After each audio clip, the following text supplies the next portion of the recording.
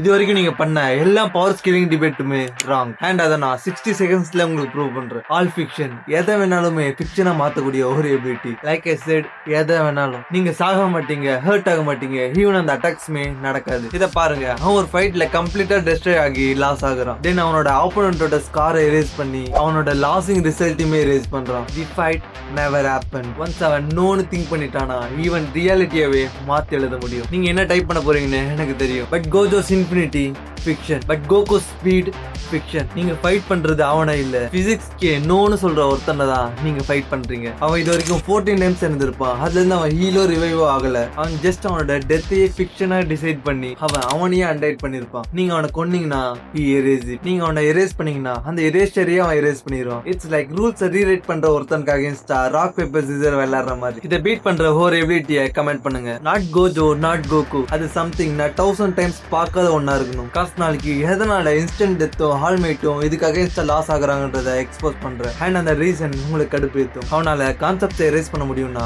அந்த கான்செப்டோட லிமிட்ஸ் அவனால எரேஸ் பண்ண முடியுமா? அவனோட ஓன் வீக்னஸ் ஃபிக்ஷனை மேக் பண்ணுவானா? நாளைக்கு இதை கவுண்டர் பண்ற ஒரு எபிலிட்டியை பிரேக் டவுன் பண்றேன். அண்ட் அது நீங்க நினைக்கிற ஒருத்தர் கிடையாது. It is